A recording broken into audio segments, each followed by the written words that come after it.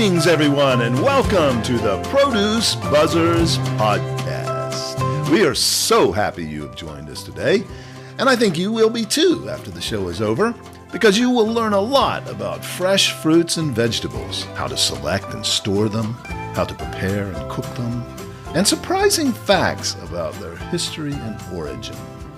We hope it inspires you to eat more fresh fruits and vegetables, not only for your health, but also for your delight and pleasure as you explore their amazing world of taste and delicious flavors.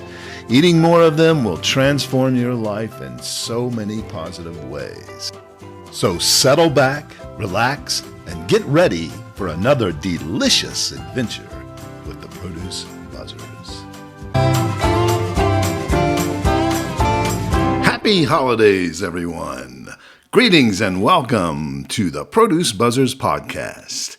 This week we rebroadcast our very first Christmas episode from 2021. It was a good one. It was very delicious. I'm sure you will be entertained and informed about some of the most intriguing fruits and veggies that are traditionally eaten this time of year. What the heck are sugar plums? Are they real fruit?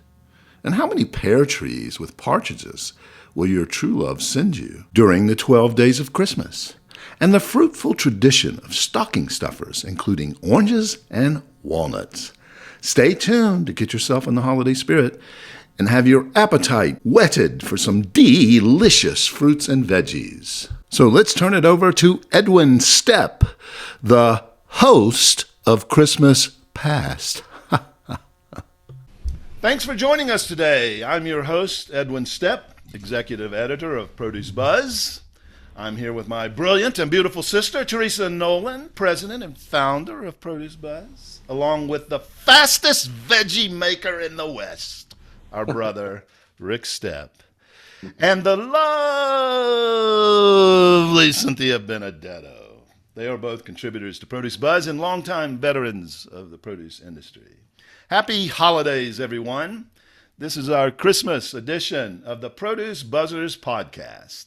This episode was inspired by two works of art that are embedded in the Christmas tradition, and they have common subjects. First of all, you know this poem well. 'Twas the night before Christmas, when all through the house not a creature was stirring, not even a mouse. The stockings were hung by the chimney with care and hopes that St. Nicholas soon would be there. The children were nestled all snug in their beds, while visions of sugar plums danced in their heads. You know that poem very well. I won't read the rest of it, but we hear it every Christmas and many times in many forms. That poem was written by a man named Clement Moore in 1823 and published in a local paper where he lived in Troy, New York. We are intrigued by it, us Produce Buzzers, because of its reference to sugar plums. What are they?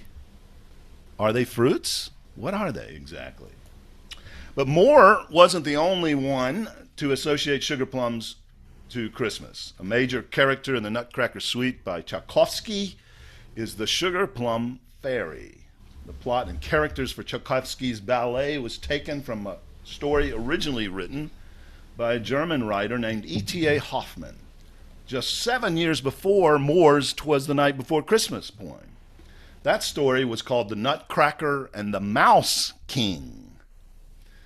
That was rewritten by Alexander Dumas, who you may recognize the name. He was the author of The Three Musketeers and The Count of Monte Cristo, among other very famous novels. He rewrote it in 1844, and that was the version of the story that Tchaikovsky used. Dumas kind of made it more of a children's story. Moore's tale was a bit darker, and I think most of our listeners probably know the basic plot of the Nutcracker Suite, Tchaikovsky's famous ballet. It's a strange tale of toys coming to life and fighting against mice. The toys being led by this Nutcracker, which was shaped like a soldier bearing fierce teeth between which nuts would be placed to be cracked. The nutcracker comes alive on Christmas Eve, and mice come out of the floorboards, and the toys, soldiers, and the dolls all come to life and fight the mice. The mice were led by the Mouse King, who had 7 heads. Hoffman was one of the first and leading Gothic horror writers of the 19th century. So the original story was pretty dark with some heavy social and psychological themes. Alexander Dumas lightened it and made it more of a children's story. But eventually the Nutcracker defeats the mice in the story with help from the heroine of the story, whose name is Clara. At that point, the Nutcracker is released from a curse and turned back into a prince. He takes Clara to his kingdom, the land of sweets, a magical world of living toys and delicious candy. While the prince was under the curse, his kingdom was ruled by the Sugar Plum Fairy. Of course, since it's a ballet, the Sugar Plum Fairy has to dance. So why was there so many sugar plums dancing in 19th century folklore and art? What the heck are sugar plums anyway? Was it a real plum? Well, when we check in with some candy historians, yes, there are such things as candy historians. Cynthia, I think you missed your calling there. You should have been a candy historian. The word sugar plum first appears in 17th century, but the historians don't always agree on what they were. Some think that it originally did refer to a candied fruit, but others think they were always just candy or confits, which were made with a seed or a nut at the center of many, many layers of hardened candy applied over time. That was a very careful and painstaking process. So sugar plums became a luxury item. But some of the historians, not to be mistaken with a Tootsie Roll Pop. A Tootsie Roll Pop? Yes, that's a good analogy. That could be considered a sugar plum. So a lot of these historians do believe that it originated as dried fruit that might have been coated with sugar. You know, drying fruits and even coating them with sugar was a way to preserve fruits in the past. So they think that the origin of it probably was perhaps a plum, or more generally just any kind of dried fruit. So there's debate among that. Sugar plums, though, eventually just became to represent kind of all sweets and candy. So they are now associated with Christmas, but sugar plums as an exact thing don't even seem to exist anywhere now, you know, just other than in our literature. So that's what we have to say about sugar plums today. And nuts, of course, from the Nutcracker Suite. So today we're going to be talking about what goes into your stockings. Since Clement Moore popularized this idea of putting stockings, hanging them over the fireplace, Rick is going to tell us where that tradition comes from. And he's going to tell us about a certain fruit that we traditionally put in those stockings. And then Teresa later will talk about some nuts that we put in those stockings. So Rick, you want to take it away? Sure.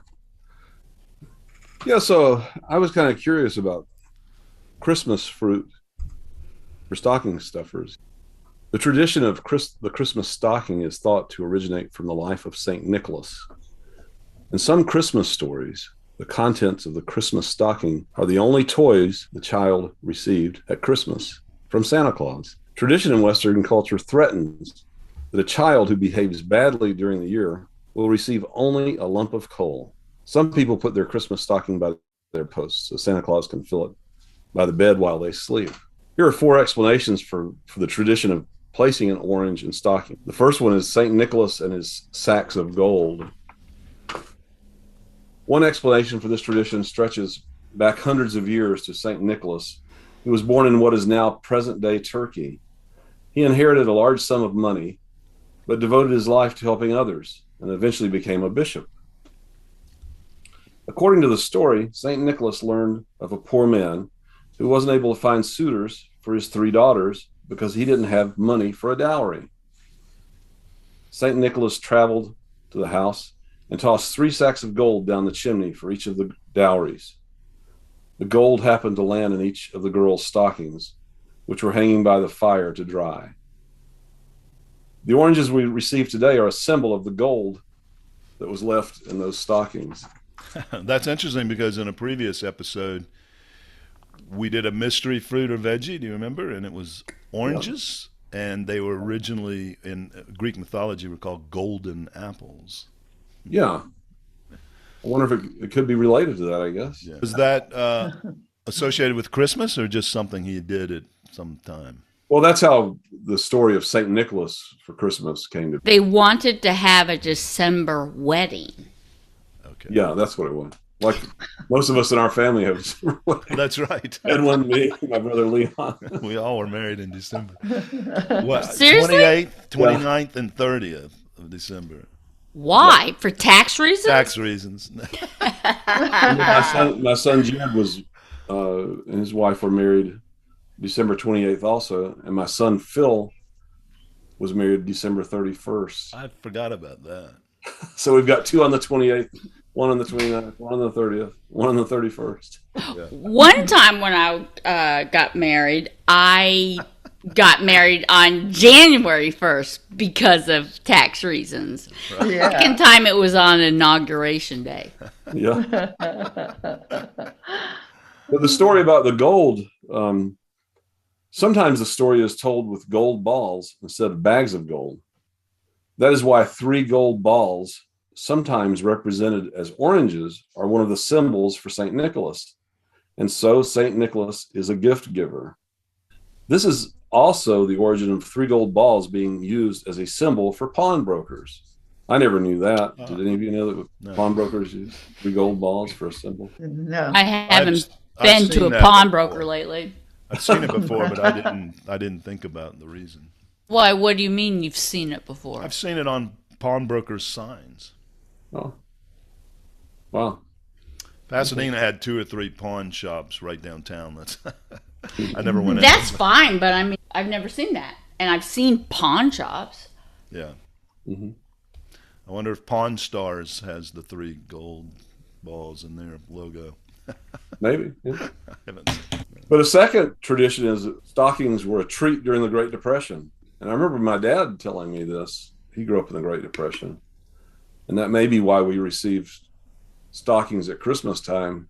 In addition to all the presents that we got, stockings were like a source of food, and everything else was gifts under the Christmas tree. Teresa may remember more about that, or Edwin, you may. I'm not sure what you mean. Well, we used to always have stockings on the fireplace, I think, right? Right. Mm-hmm. And they would, as I recall, we just used regular socks, didn't we, Teresa? We didn't have special. You know, that's interesting now that you mention it. But I think when Sandy and I were little, we actually had a stocking, Well, like you'd see today. By the time I was old enough to remember, they would buy these stockings from the store that were already stuffed with treats, and so they didn't. It was not a real stocking. It was a package that looked like a stocking, and it had candy and little prizes in it. And they would nail it. As parents get older, they go for convenience. Right. Right. Not my mother. I've had a stocking since I was little, and that was my stocking. But I didn't receive it one year. She sent me gifts, but did not send the stocking. And I was so disappointed. Like, where's my stocking? And from then on, I always received my stocking. And I would mail it back to her so that I would get my stocking that has Cynthia on it. Yeah. That's cute. Yeah. Well, I do remember as a child, Christmas morning, just regular socks for stocking. Yeah. And we'd have a tangerine, maybe an orange in there, and different types of candy. I think we had some hard candy in there, and maybe some nuts. Do you remember, Teresa, if we had nuts? Yes. We almost always got walnuts in the shell, not already shelled, but in the shell. You would have to crack them and pick the meat out. Well, Cynthia, what was in your stocking As I grew older or when I was little? when you were little? Sure. It doesn't count when you're older, though. Candy, little gifts, toothbrush. That was good. After the candy, you needed Floss. Those items that you have to replenish every year. No citrus? So, That's weird. yeah. Yeah, your mother was a citrus salesperson, and Because my mother, put citrus in it your would always stocking. be like a big bowl of it wherever on the table. Okay, so it wasn't a special treat because it was always there. So what you're saying is you did not grow up during the Great Depression. Sometimes I feel like it because I'm like feeling my age, but no, I did not. I'm not even considered a baby boomer. Thank you very much. Well, that brings up a second reason for the tradition of the Christmas stocking, and one is it was for a treat during the Great Depression. During the Great Depression of the 1930s, money was tight, and many families simply didn't have the means to buy gifts. Instead, it was such a treat, even a luxury, to find things like a sweet orange or some walnuts in your stocking at Christmas. A third reason for the tradition is oranges were once a scarce treat. Some also offer the idea that fresh oranges were hard to come by, especially in the North. So finding one of these fruits in your stocking was a huge treat in a way of celebrating the holiday. I've heard many of the old timers talk about that it was a very special thing to get oranges. You just didn't have them year round in the stores. Even when we were kids, there was a definite season for citrus, and usually Christmas time was when you first got them. Now we have the summer citrus from other countries in the Southern Hemisphere, and so we don't really think about how special that used to be. And a fourth reason is it's the season of giving. Another theory behind the tradition is that December is the season of giving, and the orange segments represent the ability to share what you have with others. This led to the custom of children hanging stockings or putting shoes, eagerly awaiting gifts from St. Nicholas. I've seen in multiple places on Facebook someone post, Christmas is a strange time of year. We sit in front of a dead tree and eat out of our socks. So there you go. Yeah, fire hazard. That's a good one. Today, the fresh fruit has been replaced by fun gadgets and other gizmos. But here at Produce Buzz, we encourage the use of fresh fruit to give the children something nutritious and sweet to eat rather than gizmos. And I'm hoping that sock went through the washer machine after your spinach. There you go. Flavored oranges. But I don't think a lot of the kids today would think navel orange was better than an iPod or an iPhone or something. Or a candy bar, if you're speaking in terms of sweet. Yeah. But Yeah, anyway, that's good. We do encourage that and other kind of nutritious gifts. Sure. Apples are also a stocking stuffer. The apple was the original ornament on the Christmas tree. The tradition of decorating a tree around Christmas time goes back to pagan times. At that time, a tree was decorated with paper, candles, fruit, and nuts. The most common fruit used was the apple. As paganism gave way to Christianity, this tradition was adopted as a part of Christmas. Some say that's why ornaments are round, to mimic the gold-wrapped apples Germans used to place on their Christmas trees. Like we talked about earlier, everybody didn't have citrus. So if you were in Germany in those days, you would have a fruit like an apple. But it's more than a stocking stuffer. Believe it or not, Christmas stockings didn't used to be totally stuffed. They just held one simple gift, an apple or an orange. Over time, a lot more items made their way into stockings. But even today, the toe is often filled up by a perfectly shaped piece of fruit. In the 12th century, French nuns, inspired by the legend of St. Nicholas, who gave gold to the poor, began leaving stockings full of fruit, including tangerines and nuts, at the houses of poor people. The toe of the stocking would contain an apple for good health, and the heel of the stocking, a tangerine, because they were very rare and expensive. Another item that goes in stockings is walnuts. And Teresa will be talking about that later. Cracking walnuts is a holiday tradition in many parts of Europe. The tradition of filling stocking toes with the nuts in their shells probably stems from this tradition. Also, the most famous Christmas ballet is named the Nutcracker, as Edwin mentioned before. I was surprised at how few fruits were mentioned as stocking stuffers. I thought I would find that in this country they put pears. In this country they put something else, but it basically is the orange or the tangerine is the number one stocking stuffer for fruit, and then apples after that. Yeah, that's interesting.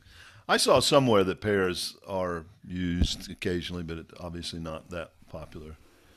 But they're available that time. Yeah, imagine you put them in the tote, slam down that apple, orange. It's bruised and mushed by the time, Christmas. Thanks, great.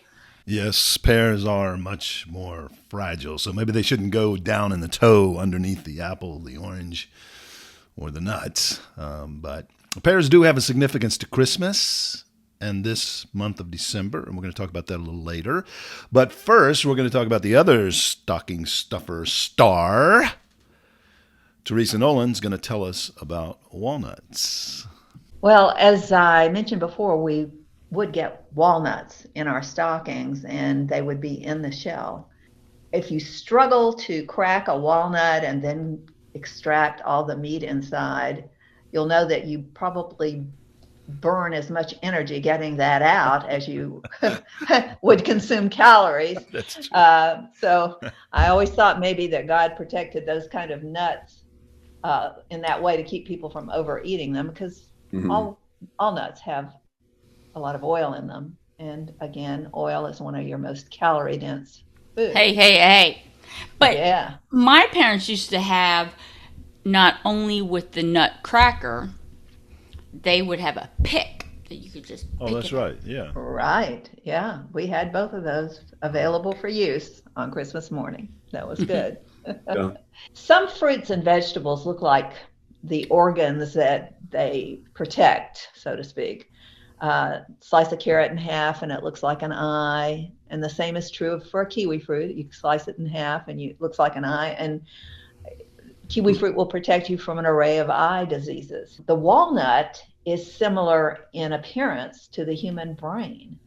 The shell, like the brain, has wrinkles, and when opened, the meat of the nut look like the left and right brain hemispheres.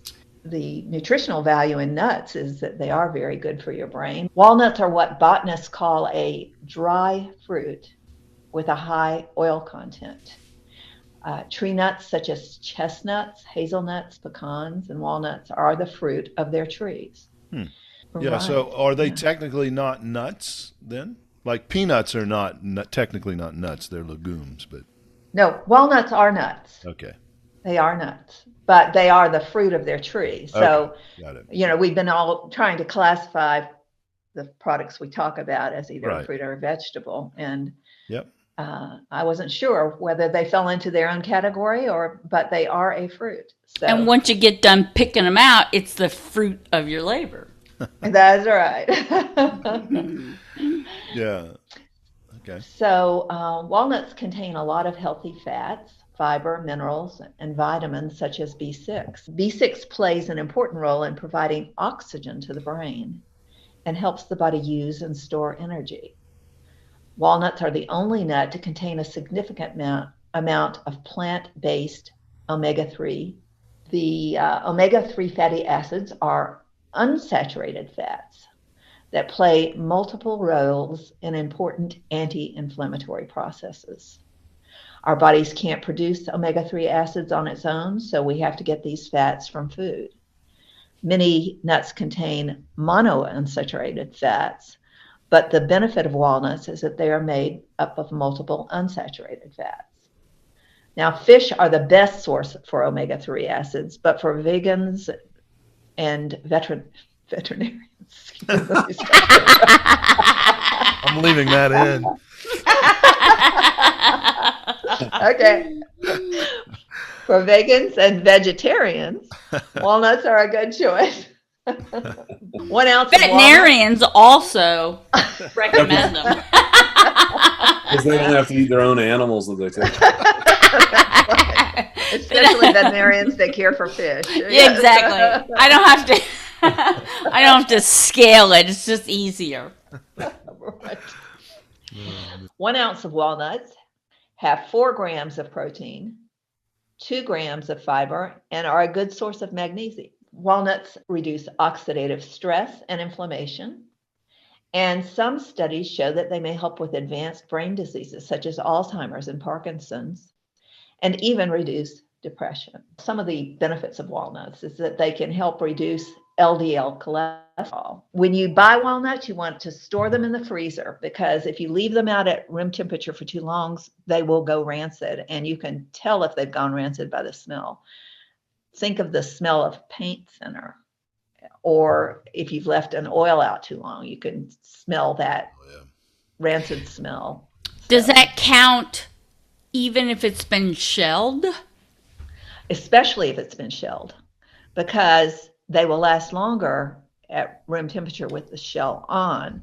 And I even read one suggestion that said to, when you get them in the shells, put them in the freezer for a couple of days, and then you can bring them back out.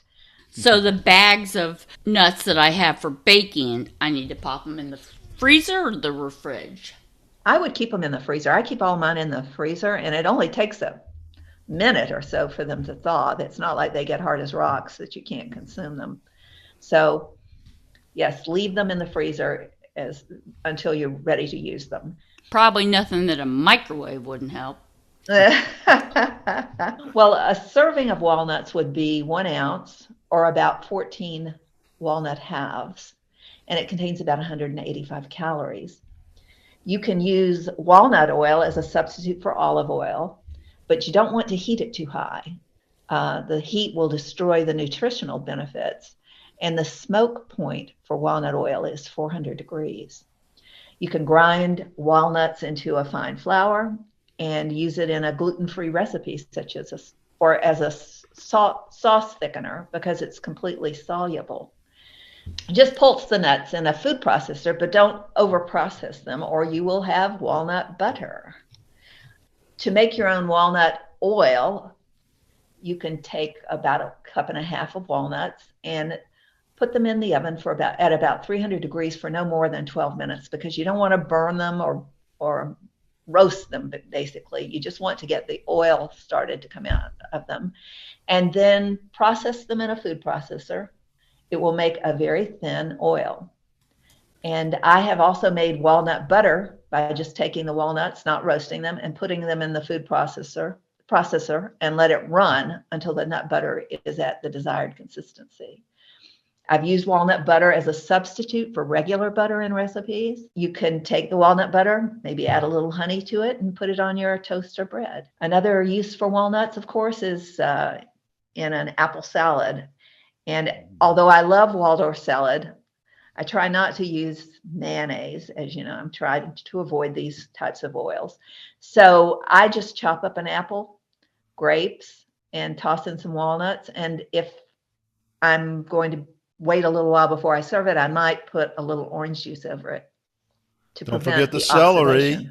Don't forget the Well, celery. you could throw some celery in there. Yeah. Well, that was the original. Remember, that was the original Waldorf salad. Right. Just celery and apples, I think. I can't know. Yeah. Wasn't that a sign of wealth? Other than Yes. the Well, you sign gotta- of, yeah, Well, I'll have a celery was- Bloody Mary. Yeah, we don't need to rehearse that. It was in a past episode. But yeah, celery was considered a luxurious item. Anyway. Yeah. So, what are your favorite things to do with walnuts? Do you guys have favorite things?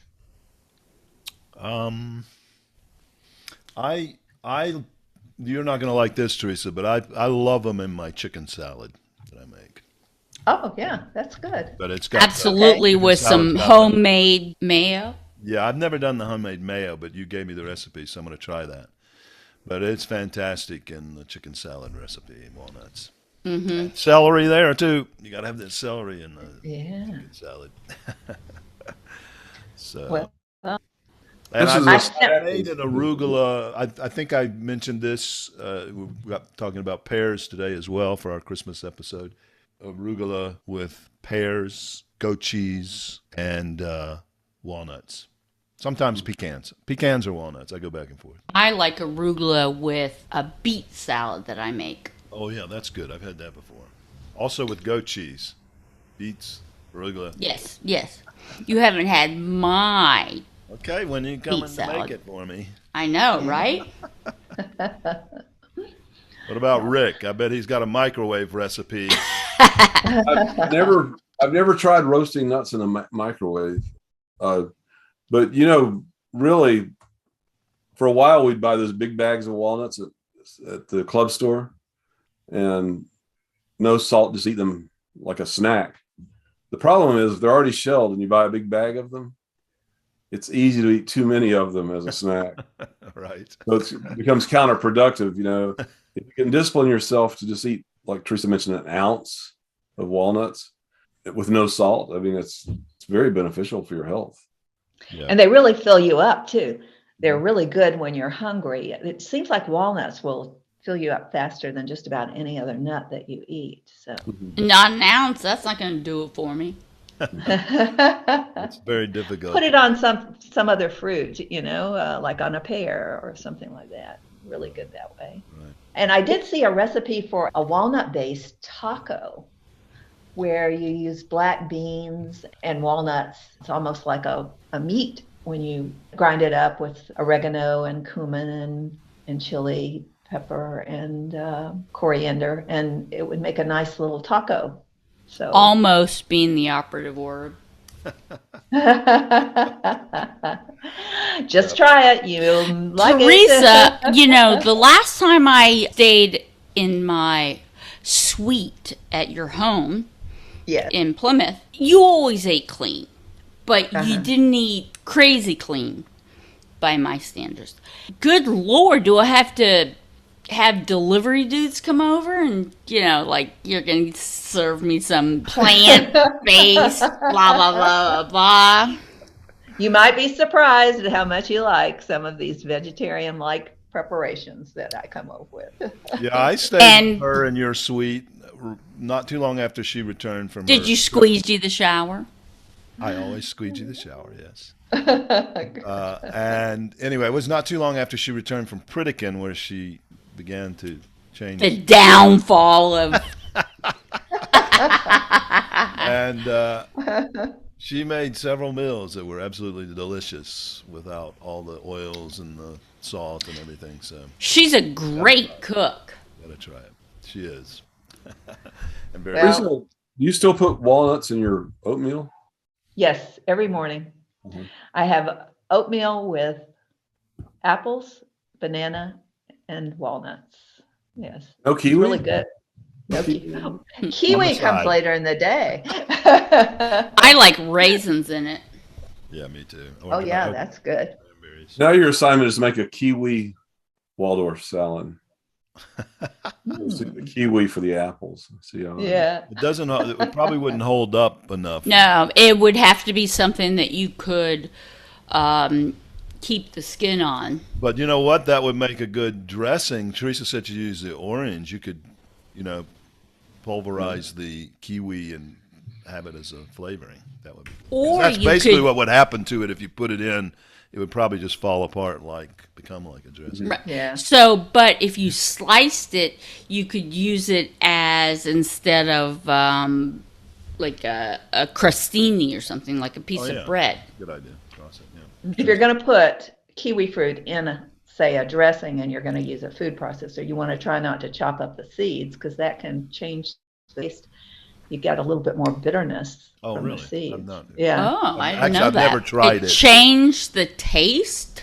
Yeah, because it's going to be a little more bitter because of the. I did make a beef stew the other night. I cooked up some beef stew and have quite a few portions in the freezer now. And I tenderized the beef beef with kiwi fruit, and it is just falls apart in your mouth. Now it's amazing how tender that was. You just threw slices in, or did No, you? I didn't pulverize it. I chopped it finely, or into little cubes, and then put it in a storage bag with the meat, and I just pressed it around so the kiwi fell apart and very quickly. I even left the skin in there. I didn't bother peeling it, and it is amazing how tender that meat was. So Yeah, that's interesting. Great. back to sugar plums, though, I found a great recipe. As we said, the candy historians dispute whether they were actually made with fruit or if it was just some sort of candy. And ultimately, it did become just a representation of all kinds of candy.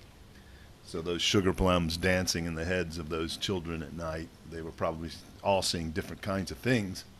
But I did find a really good recipe for a modern sugar plum from the website Spruce Eats. You guys have probably come across that. It's a good website. They have a lot of good recipes. This sugar plum recipe, they're like little balls, rolled up balls, but they contain pitted dates, toasted walnuts, dried cranberries, chopped prunes, chopped skinless toasted hazelnuts, cherry preserves, ground cinnamon, ground cloves, and you blend all that together. A couple of steps. You don't do everything at once, but you basically blend those things together and then roll them into balls. Then they say to roll it in some sugar. Now, you could leave the sugar off, and I think it'd be plenty delicious and sweet. But that little sugar on the outside makes it the sugar plum, I guess.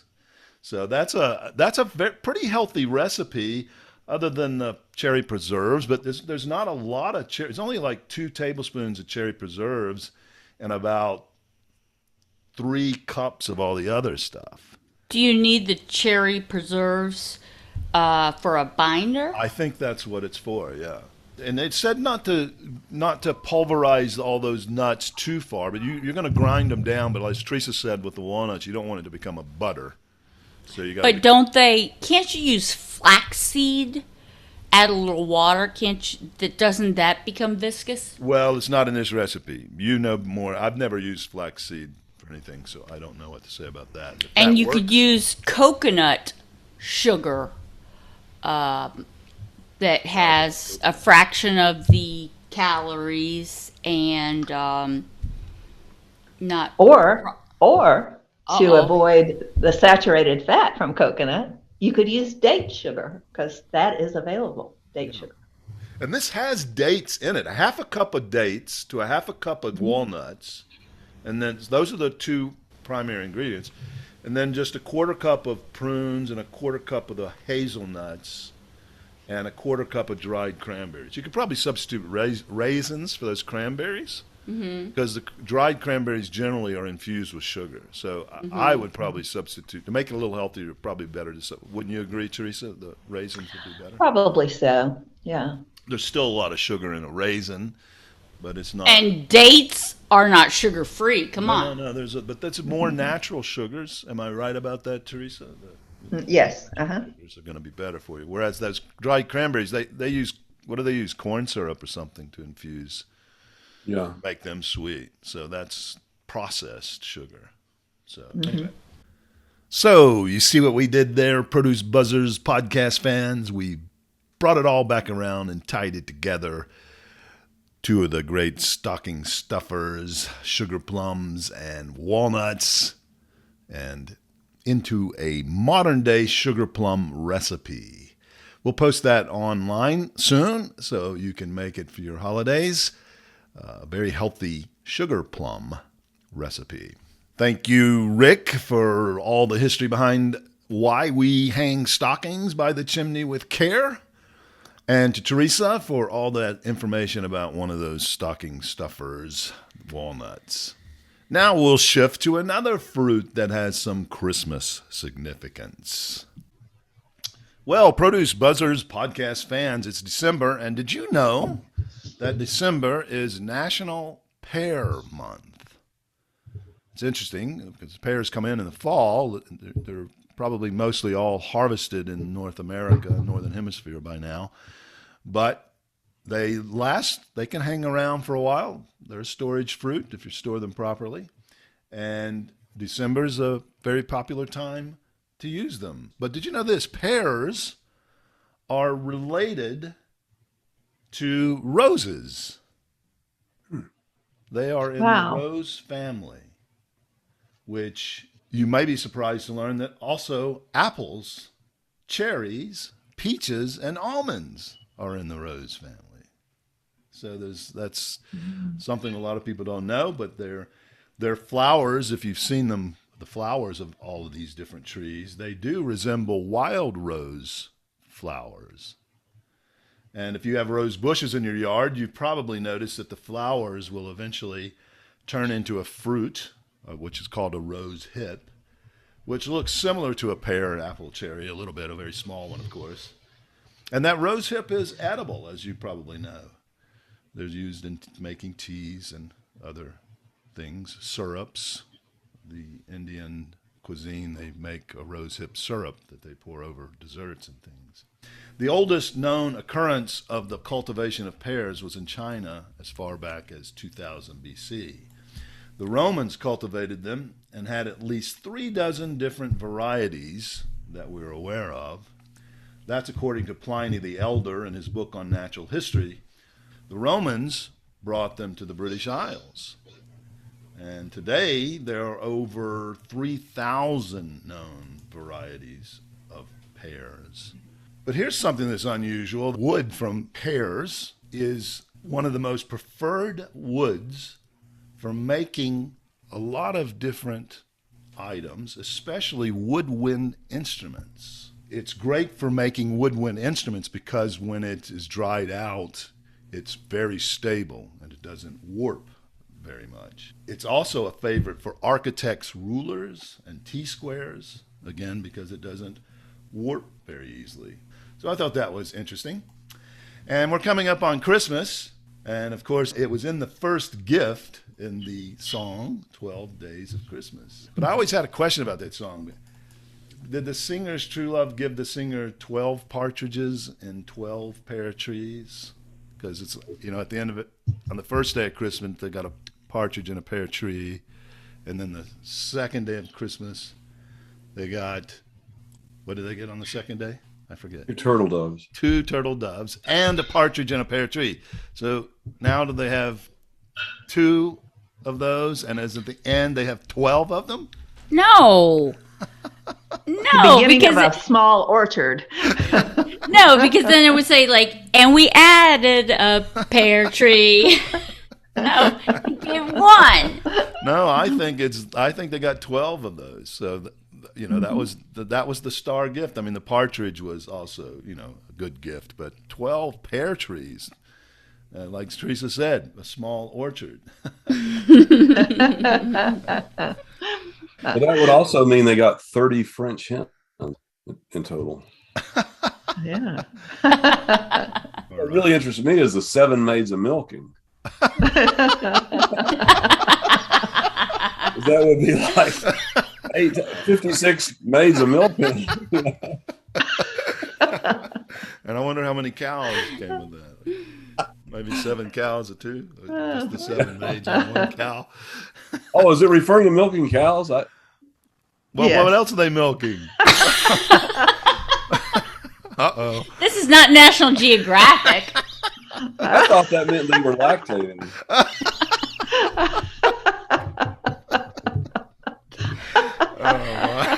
Oh my God. Because it doesn't say anything about cows. It just says 7 maids of milking. That's true.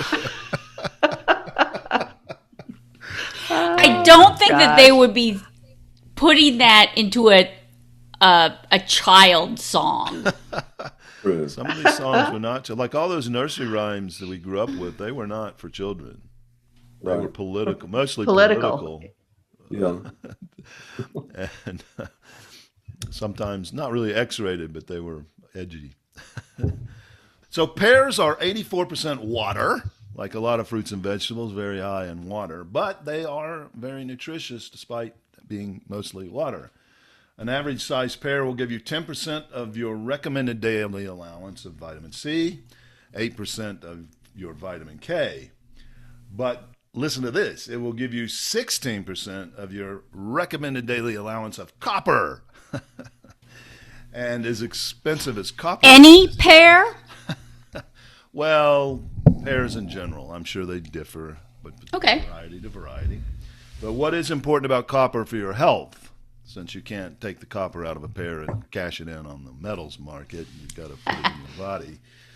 It's an essential nutrient for the body. Together with iron, it enables the body to form red blood cells. And it helps maintain healthy bones, blood vessels, nerves, and immune function, and contributes to the absorption of iron, which I think most people understand how important that is. Sufficient copper in the diet may also help prevent cardiovascular disease and osteoporosis. So they're one of the highest fruits for sources of copper. They're loaded with all the B vitamins as well, and phosphorus and potassium.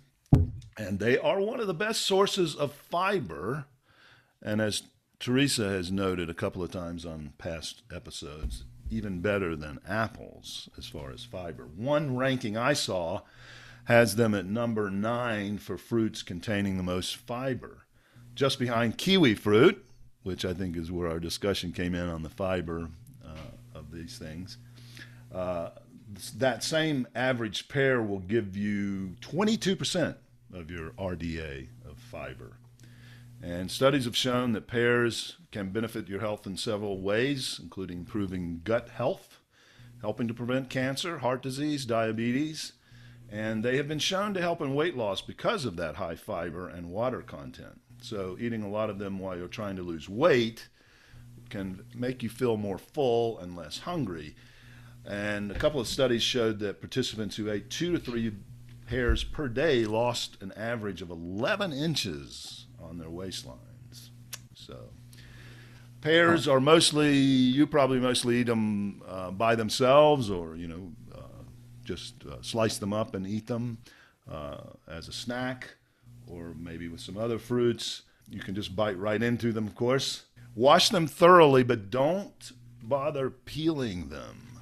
A lot of that fiber is in the skin, and it's easy to eat and digest, unlike a lot of other fruits that have thicker skins. I love them on salads, especially over the top of arugula with a little goat cheese and some pecans or walnuts. Drizzle a little bit of balsamic vinegar over it and maybe some shavings of Reggiano Parmigiano. Not Parmesan cheese, please. Leave that at the grocery store. Get Reggiano Parmigiano, the real stuff. Of course, they do well in fruit salads too. They pair well with apples, bananas, raisins, dates, walnuts. Some people like to add a bit of mayonnaise to all that. I'm not crazy about that, but for some it really is delicious. I prefer to add a little honey and lime in my pear fruit salad to give some flavor. And the honey gives a similar texture to that mayonnaise, which is probably why most people want the mayonnaise, is that kind of that umami texture, as we've talked about. So if you just slice the pear up and put it in lettuce, you don't even need dressing on it. Yeah. Of course, Well, let's not that's get my crazy, Teresa. changed palate, I guess. It's really, really good. No, I agree. And my favorite ones to put on salad are the bosque and the comise. And the comise before it gets too ripe, because there's something about the texture of a bosque, and it's not very sweet, but there's just something, you know what? It's very similar to iceberg lettuce. It's that crunch that, I don't know, I just really like that texture. The New Zealanders have a Taylor's Gold pear that has the coloring of the bosque, but the inner texture of the camise. So that's a really good one to eat. And there's something about the bosque skin. I don't know. It's matte, and it's just, I don't know. It's just an unusual fruit. I really like it. Yeah. Right. Mm-hmm. Well, as we said, there's over 3,000 different varieties of pears grown around the world. You're not going to find 3,000 in a grocery store. The most common ones are the Bartlett. That's probably the most common. Then the Anjou. And as was mentioned, Bosque and Comice. If you haven't tried those, you should try them. They are unique and do have a different flavor. And there's red versions of the Anjou and the Bartlett. And then there's another one that's very popular called the Star Crimson. So those are the most common ones. But one of my favorites is the Asian pear, Cynthia. Thank you. And those have been cultivated in Your Asia. nickname for me. Oh, yeah, we should call it our little Asian pear.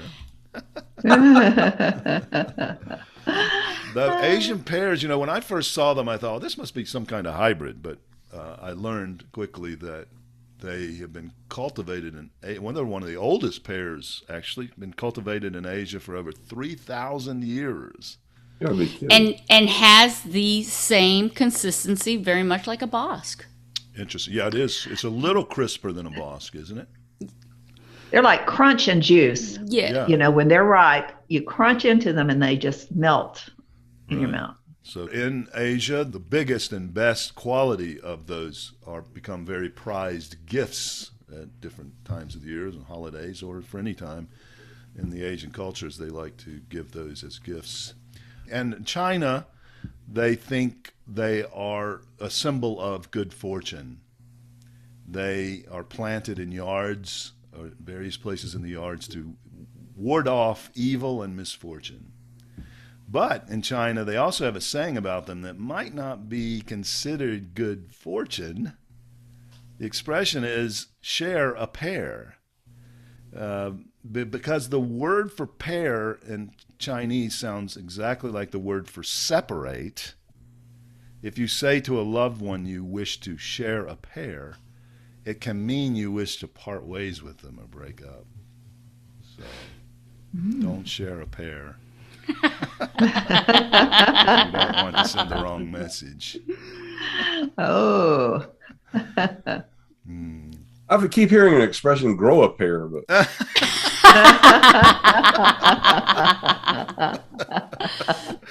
A lot of people say that to you? Homegrown. A lot of people say that to you there, Rick? yeah. I thought of a good salad dressing. Take fresh pears, put them in the blender, put some of that balsamic vinegar in there, like you mentioned, and make a pear flavored balsamic vinegar dressing to drizzle over the top of your salad. Maybe we should test it first. Yeah, By the time I made the hot pepper apple pie, it didn't turn out too good. Okay, I'm going to give you an assignment, Rick. Test it. Let me know. Okay. Test it today. He said balsamic, not know. bourbon. Hey, wait a minute. That might actually, a little bit of bourbon flavor might actually be good. They make barbecue sauce like that, so Right. That make a good glaze for grilling too. What you were just talking about. yeah. And one other question I want to ask you. You may have already said this, but the gritty taste that you get in a pear. Yeah. I wonder what causes that. Pears are gritty because they contain a lot of stone cells. These cells protect the unripe pear from damage, giving a tough flesh. As the pear ripens, the sugar around these stone cells multiplies and turns the pear into a juicy fruit, significantly softer and sweeter. Very good. There you go. That's more complex than I thought. Yeah. It is different. It's quite different, and I don't know any other fruits that have that aspect. There might be some others. So when you're trying to choose your pears in the grocery store, when you want to eat them is key to how you should select them. If you're looking for a ripe pear to eat immediately, that should yield gently to soft pressure around the top of the pear, just where the stem joins the fruit. If it just starts to give there, the fruit is ripe and can be eaten right away. But you might want to Just be make careful. sure that you do your own bagging at the grocery store. Yeah, that's true, because pears really will bruise easily. You got to treat them gently. But if you don't want to eat them for a few days, the top should still be hard, and you can store them when you get them home at room temperature. Depending on the variety, they'll ripen in a few days. And if you want to speed it up, place the pears in a paper bag with a ripe banana or an apple. Like we've said about many other fruits, those fruits give off the ethylene gas, which the pears soak up and start to produce themselves and then speed up the ripening process. So we hope that tells you all you need to know about pears, and we hope you'll enjoy them. National Pear Month. And at Christmas, hopefully your true love will give you 12 pear trees. Okay. I would like to say one thing. You know, you always hear these descriptions of how to tell us something's right by pressing gently at the top. And I would like the consumers to know, you know, being that I used to have a retail produce market, that doesn't mean you go in the grocery store and grab the fruit and start pressing with as hard as you can with your thumbs, where you push through the fruit and bruise it. Yeah. Because I've seen so many people do that. Most produce items, you can just hold them in your hand and tell if they're hard or soft just by holding them, you know, and treat them delicately, because you don't want to bruise that pear for the next person that's coming on. Yeah, it has to be very, very, very gentle pressure. I'm glad you brought that up, because we did experience that a lot. Some people would just mangle the fruit, and then once they pressed it and it was bruised, they didn't want to buy it. They'd put it back in the bin and go on to the next one. That is especially true. That is especially true when it comes to alligator pears. Oh. Do you know what those are? No. Avocados. Avocados. Oh, okay. Yeah, so many times people misinterpret that. Like a little bit of pressure doesn't mean mashing them. Yeah. I remember one time in our fruit market, this lady came in and she had long fingernails, and she literally put a fingernail punch into every tomato that she was squeezing them to see if they were too soft. And when I came back to the table, every tomato had a puncture wound from her fingernails, you know, and like that's gross. No concern for the next person that's coming to look for tomatoes. Yeah. So I've seen a lot of abuse because people read something like that. Gentle pressure to the touch. Oh, okay. That means mash it and see if it's. That's a good point to make, because you have to be very, like you said, you know, I know that when I'm selecting my alligator pears or regular pears, sometimes holding them, you can, without even pressing at all, you can tell that they're probably soft. But I normally give it just a little bit, but I'm trying to be very, very careful not to push in too hard. And usually, if it yields that gentle pressure, it's in my bag, you know, or in my cart. Right. I'm not putting it back on the shelf, so I'm taking it home. So if it doesn't yield to that gentle pressure, you're not hurting it, because it's probably not at that point. But with pears, some varieties, not all varieties, but like the Bartlett pears, you can tell a lot just by the color. You don't have to squeeze it, because if it's a good yellow color, it's gonna be ripe pretty soon if it's not already. I ended up with a whole 40-pound box of is it Comis or Camas pears? Comis. Comis. A whole 40-pound box of those. And they were really good. But as they got older, they started to get the brown spots on them, you know. And pretty soon they were fermented. They tasted like a fine wine. I'm not sure if other pears ferment the same way, but those really did. They had like a taste like wine. They were still I think that probably has to do with like maybe the sugar content, right? Yeah. Well, they are because fermenting. I think that they're fermenting, and it's starting to go to wine. Yeah. But I mean, no. Like my point is that the Comis, I don't think gets that sweet. It doesn't get like a Bartlett. It doesn't get like a Comis. Yeah, the Comis that I had, they were very sweet. I gave some away to family members, and they said those were the best pears they've ever eaten in their life. Mm-hmm. And speaking of pears and alcohol, pear cider is called perry. And have you ever seen the brandy with the pear inside the bottle? Yes. That is really interesting to see. And when you look at it, the first time I saw it, I said, how do they do this? It's not like a ship in a bottle, because there's a method of getting a ship inside a bottle. But when you look at that pear inside that bottle with the very, very narrow neck, you're like, how did they get that pear in there? Does anybody know how the pear winds up in the bottle? Yes, they put the bottle over the blossom on the tree, and the pear grows in the bottle. Oh, that's right. Who holds the bottle up while it grows? Does it take two guys to hold a bottle? Well, down south when we make moonshine, we use a quart mason jar that has it's a wide mouth. So after you make your moonshine brandy, You can put a pear in there? you just drop the pear right in there and squeeze it. Not rocket science. Okay, time to move on from alcohol and pears. So, Produce Buzzers podcast fans, it's time for your favorite segment on Produce Buzzers podcast. I know it's not, but once again, have to endure it because we have to do a home grown.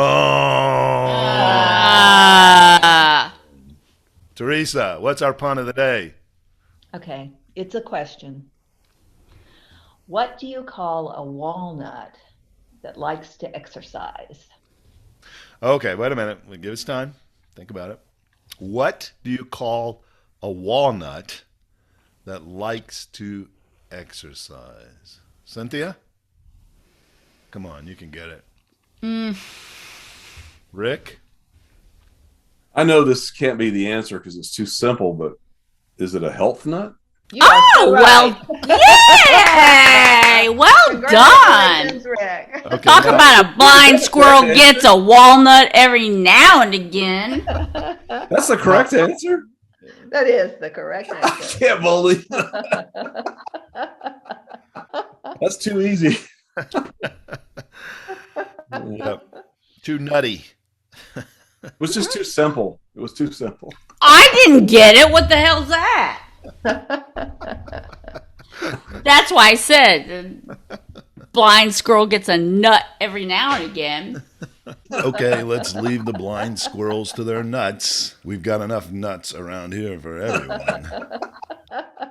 But that will do it for this week's episode. Thank you so much, listeners, for joining us today. We wish you the happiest of holidays and a happy new year. We hope both are exceedingly fruitful in every way, especially literally, with lots of good fruit and veggies for the celebrations in the coming year in your life.